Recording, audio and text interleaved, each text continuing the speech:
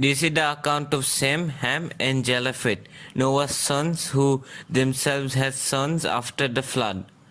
The Japheths, the sons of Japheth, Gomer, Magog, Madai, Javan, Tubai, Meshech, and Tiras. The sons of Gomer, Ashkenaz, Riphath, and Tagorma. Sons of Javan, Elisa, Tarsis, the Kittis, and the Rodanites. From these, the maritime peoples spread out onto their territories by their clans with their own nations, each with its own language. The sons of Ham, Cush, Egypt, Put, and Canaan. The son of Cush, Seba, Havilah, Sabta, Rama, and Sabteka. The sons of Rama, Seba, and Dedan. Cush was the father of Nimrod, who became a mighty warrior on the earth. He was a mighty hunter before the Lord. That is why it is said, like Nimrod, a mighty hunter before the Lord. The first centers of his kingdom were Babylon, Uruk, Akkad, and Calneh in Shinar. From that land he went to Assyria, where he built Nineveh, Rehoboth, Kala, and Resen, which is between Nineveh and Kala, which is the great city. Egypt was the father of the Ludites, the Anamites, the Lehabites, the Naphtuhites, the Pathrusites, the Casluhites, from whom the Philistines came, and the Caphorites. Canaan was the father of Sidon his firstborn, and of the Hittites, the Jebusites, the Amorites, the Girgashites, the Hivitites, the Arkates, the Sinites, the Avates, Zemarites, and Hamathis. Later the Canaanite clans scattered, and the borders of Canaan reached from Sidon towards Gerar as far as Gaza, and then towards Sodom, Gomorrah, Admah, and Zeboim as far as Lasa. There are the sons of Ham by their clans and languages in their territories and nations. The Semites. Sons were also born to Shem, whose older brother was Japheth. Shem was the ancestor of all the sons of Eber. The sons of Shem: Elam, Asshur, Arphaxad, Lud, and Aram. The sons of Aram: Ur, Hul, Gedar, and Meshech. Arphaxad was the father of Selah, and Selah the father of Eber. Two sons were born to Eber. One was named Peleg, because in his time the earth was divided. His brother was named Joktan. Joktan was the father of Almodan, Selef, Hazarmavet, Jera, Hadoram, Uzal, Dikla, Obal, Abimael, Seba, Ophir, Havilah, and Jobab. All these were sons of Joktan. The region where they lived stretched from Mesa toward Sephar in the eastern hill country. These are the sons of Shem by their clans and languages, in their territories and nations. These are the clans of Noah's sons, according to their lines of descent within their nations. From this the nations spread out over the earth after the flood. Now the whole world had one language and a common speech. As people moved eastward, they found a plain in Shinar and settled there. They said to each other, "Come, let's make bricks and bake them thoroughly." They used brick instead of stone, and tar for mortar. Then they said, "Come, let us build ourselves a city with a tower that reaches to the heavens, so that we may make a name for ourselves and will not be scattered over the face of the whole earth."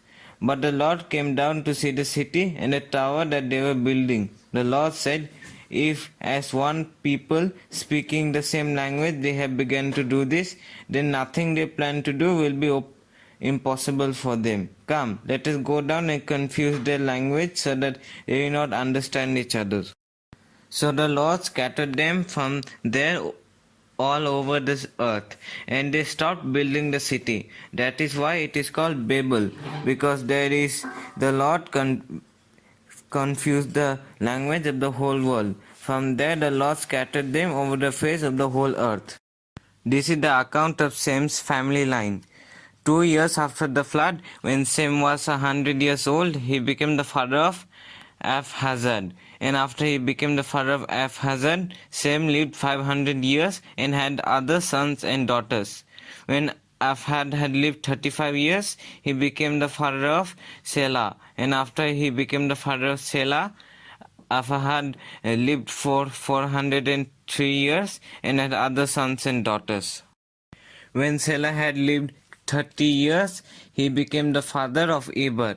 And after he became the father of Eber, Selah lived 403 years and had other sons and daughters. When Eber had lived 34 years, he became the father of Peleg. And after he became the father of Peleg, Eber lived 430 years and had other sons and daughters. When Peleg had lived 30 years, he became the father of Reu. And after he became the father of Reu, Peleg lived 209 years and had other sons and daughters. When Rehu had lived 32 years, he became the father of Serug.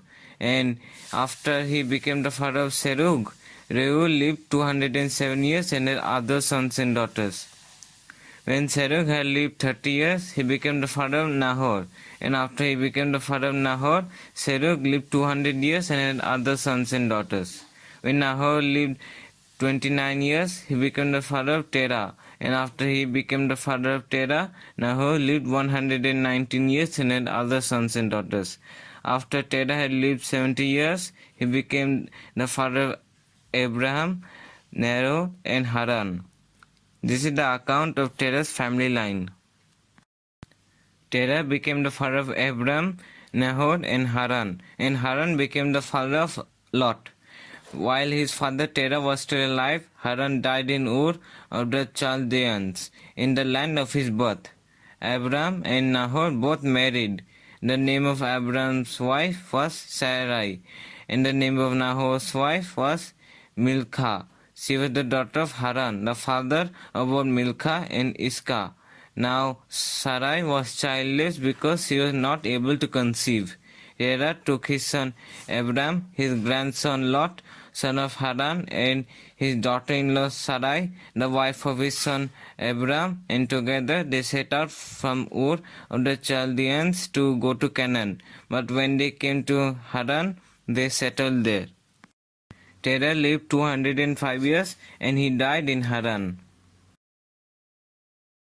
The Lord said to Abram, "Go from your country, your people, and your father's household to the land I will show you. I will make you into a great nation, and I will bless you. I will make your name great, and you will be a blessing. I will bless those who bless you, and whoever curses you, I will curse. And all peoples on earth will be blessed through you." So Abram went as the Lord had told him, and Lot went with him. Abram was 75 years old when he set out from Haran. He took his wife Sarai, his nephew Lot, all the possessions they had accumulated, and the people they had acquired in Haran, and they set out for the land of Canaan, and they arrived there. Abram traveled through the land as far as the site of the great tree of Moreh at Shechem. At that time the Canaanites were in the land. The Lord appeared to Abram and said, "To your offspring I will give this land." So he built an altar there to the Lord who had appeared to him. From there he went on towards the hills east of Bethel and pitched his tent with Bethel on the west and Ai on the east. There he built an altar to the Lord and called on the name of the Lord. Then Abram set out and continued toward the Negev. Now there was famine in the land, and Abram went down to Egypt to live there for a while because the famine was severe. As he was about to enter Egypt, he said to his wife Sarai, I know what a beautiful woman you are. But when the Egyptians see you, they will say, This is his wife. Then they will kill me, but will let you live. Say you are my sister, so that I will be treated well for your sake, and my life will be spared because of you. When Abram came to Egypt, the Egyptians saw that Sarai was a beautiful woman. And when Pharaoh's officers saw her, they praised her to Pharaoh, and she was taken into his palace. He treated Abram well for her sake, and Abram acquired sheep and cattle, male and female, donkeys, male and female servants, and camels. But the Lord inflicted serious diseases on Pharaoh and his household because of Abram's wife Sarai. So Pharaoh summoned Abram. What have you done to me? He said. Why didn't you tell me she was your wife? Why did you say she is my sister so that I took her to be my wife? Now go, here is your wife, take her and go. Then Pharaoh gave orders about Abram to his men, and they sent him on his way with his wife and everything he had. So Abram went up from Egypt to the Negev with his wife and everything he had, and Lot went with him. Abram had become very wealthy in livestock and in silver and gold. From the Negev he went from place to place until he came to Bethel, to the place between Bethel and Ai, where his tent had been earlier, and where he had first built an altar. There Abram called on the name of the Lord. Now Lot was moving about with Abram, also had flocks and herds and tents. But the land could not support them while they stayed together, for their possessions were so great that they were not able to stay together. And quarreling arose between Abram's herders and the herders of Lot. The Canaanites and the Perizzites were also living in the land at the time. So Abram said to Lot, Let's not have any quarreling between you and me, or between your herders and mine, for we are close relatives. Is not the whole land before you? Let's part company. If you go to the left, I will go to the right. If you go to the right, I will go to the left. Lot looked around and saw that the whole plain of the Jordan was well watered, like the garden of the Lord, like the land of Egypt was Zoar. This was before the Lord destroyed Sodom and Gomorrah. So Lot chose for himself the whole plain of the Jordan and set out towards the east. The two men parted company. Abram lived in the land of Canaan, while Lot lived among the cities of the plain and pitched his tents near Sodom. Now the people of Sodom were wicked and were sinning greatly against the Lord.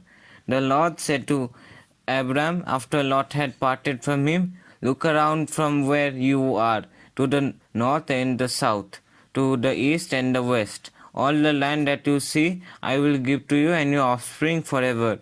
I will make your offspring like the dust of the earth, so that if anyone could count the dust, then your offspring could be counted. Go, walk through the length and breadth of the land, for I am giving it to you.